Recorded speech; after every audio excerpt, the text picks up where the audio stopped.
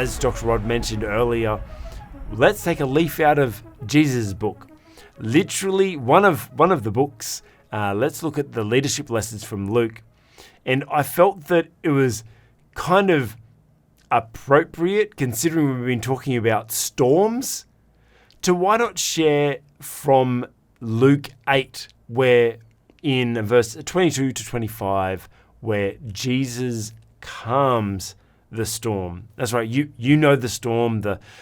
They push out on the sea, and Jesus is asleep in the bow, and a storm comes up, and the waves are crashing over it, and they wake Jesus up. The disciples wake Jesus up and go, "Don't you care that we're drowning?"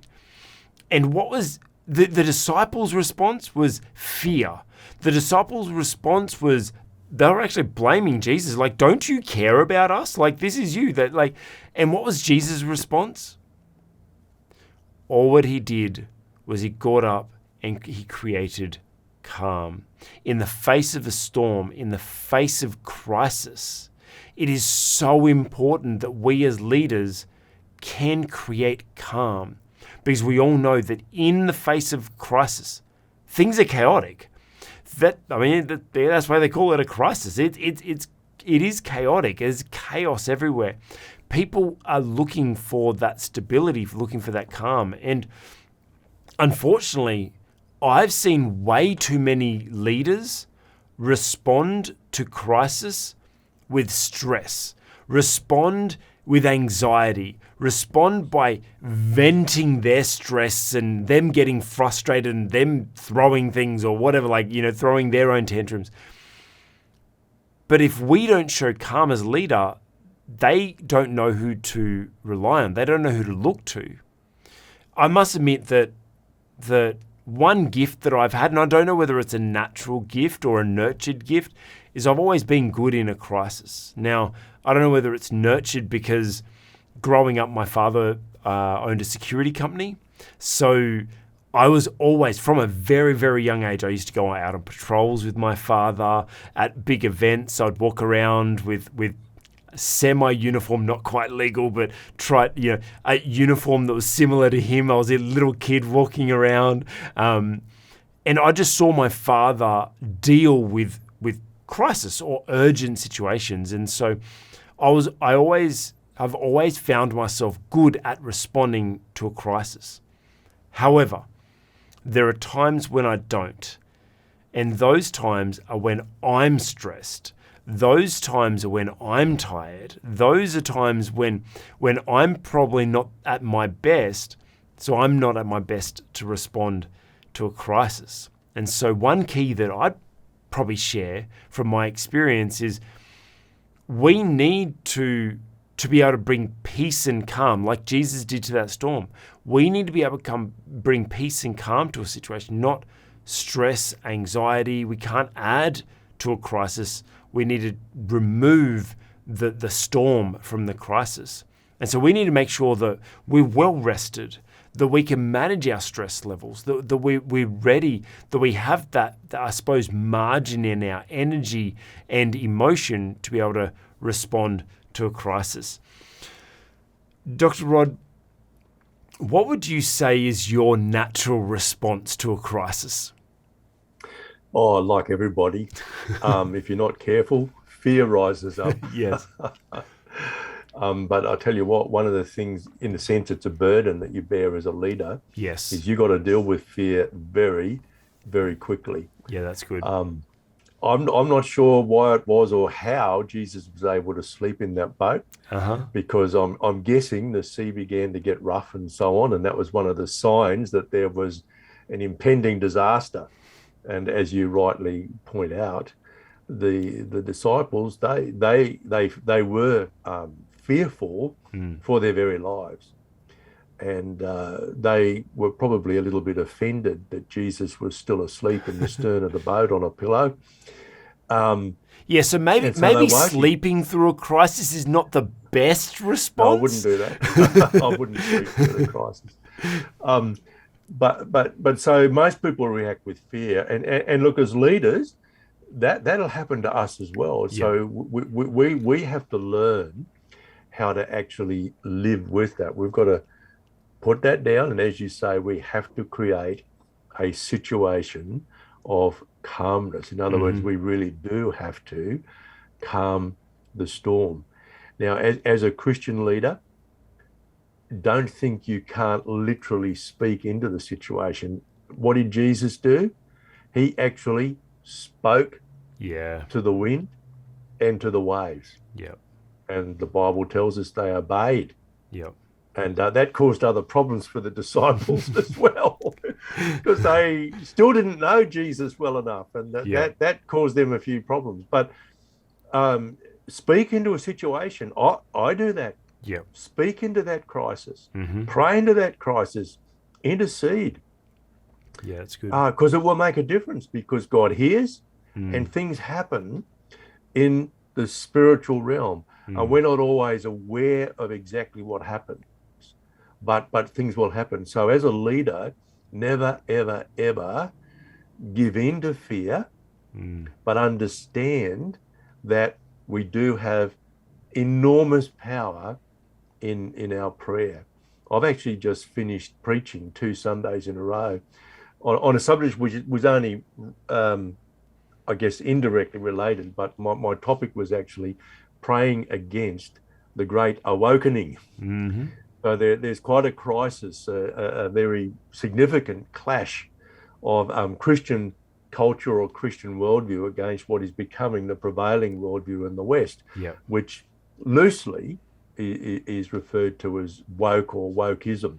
And it's a significant crisis because it's leading to danger for Christians and for Christian organizations. And our common reaction, yes, is fear, but also anger. But what I've been teaching in my own church is actually we need to, as it were, suppress that anger, that fear reaction, because now is the time to pray. In fact, it's time to intercede. And there are some biblical principles that we can apply. And look, as a leader, we will only react rightly or correctly if we practice it. Yep. And now, if we've been a leader for a long time, we would have experienced storms. Yep. And we will have experience in how to deal with them. But otherwise, I think we've actually got to rehearse these situations. Yep. So that just as you practice a physical skill, you got to practice this other prayer skill, the emotional skill, and so on and so forth of actually leading your people through a storm, through a crisis. So I think this little story. So in that with practicing, when you said that, my mind went to fire drills at school. Yeah. I remember we used to have fire drills at school. What do you think about like literally doing crisis drills with your team? Oh, it's not a bad idea at all. Well, certainly here in Australia, you are obliged to run fire drills on a regular basis. So you've got to do that, right? Yeah. But I think you can transfer that idea into crisis management, say on a board of directors or within the senior executive management of an organization as well. Because, see, the key was Jesus knew what to do. Yep. That was why he didn't share the same fear as the disciples. Because he asks them, doesn't he, in the way in which this incident is reported in Luke, I think it's true in Luke, he actually says to them, where's your faith? Yes. Yeah. Now, see, it wasn't a problem for him because he knew where his faith was. And I think as leaders, we need to know the same. So that as it were, that natural fear that rises when we're facing any kind of storm, a literal storm or a metaphorical storm, so that actually is either suppressed or overcome by our faith. Yeah. And our faith can in part be encapsulated in our processes or in our training, in our practice, because that can actually be something that becomes a solid foundation for our faith. But yeah, never discount the power in prayer. And we can be like Jesus. We can actually speak into a situation. I can give you a specific example. Yeah. Some years ago, I was involved in the establishment of a Christian radio station. Our studio was on the first floor level of an older building in the CBD of the city where we lived. There was a shop below. It caught fire. And the leaders, our station manager and some of us who were on the board at the time, you know, we actually said, we spoke to that fire and said, you cannot come up to our floor. It didn't. Wow. We got some smoke damage because we didn't pray about the smoke. We got some smoke damage. You spoke to the wind, but not the waves. You spoke to the fire, but not the smoke. Absolutely. Another time, my younger daughter and her husband, they lived in a little place called Laidley North to be exact, and it was threatened by floodwaters.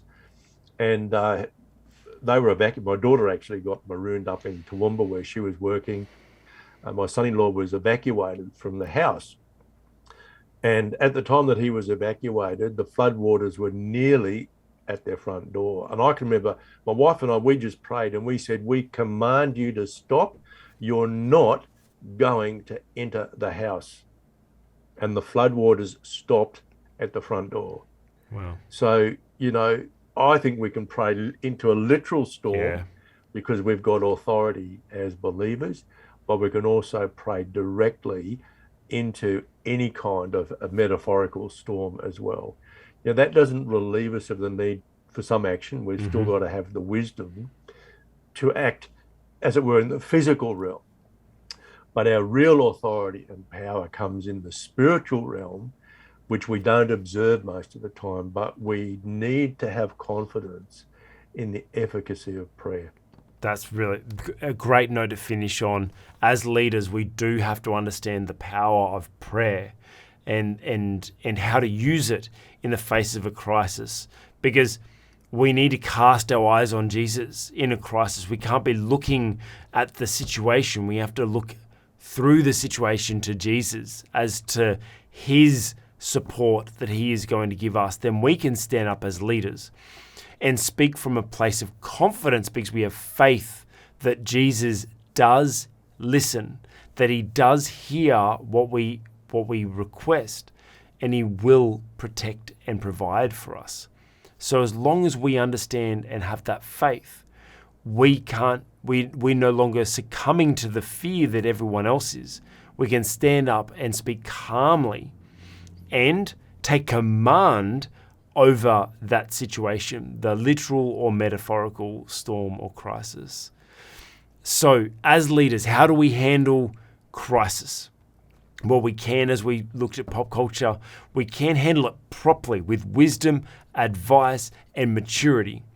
Or we can try to spin it to make another story out of it. We could blame others, like climate change, like Joe Biden did, or we can respond by supporting our fellow humans and speaking calmly, bringing calm and command to the situation. Because in a crisis, we as leaders, people are looking to us. People are looking towards you in the face of a crisis, like, how are you responding? They're looking at, like, how are you reacting? What's your perspective? What they are looking to you to guide them. And so we need to stand strong with confidence, but with peace, the peace that surpasses all understanding, as is written, that we have faith in God, that he is in control. And that is what will set us apart as leaders, as the difference between someone who leads the worldly way, that is just leading for themselves, versus a Christian leader who's leading for the kingdom and looking for, as we spoke about earlier on, the eternal reward that we are going to get from our good Lord and Savior. You've just been watching an excerpt from our leadership podcast. If you liked it, give it a thumbs up. And hey, put a comment below. We'd love to hear your thoughts on this video. And if you'd like to watch the full episode, please check out our channel. And while you're there, we'd be honored if you subscribed.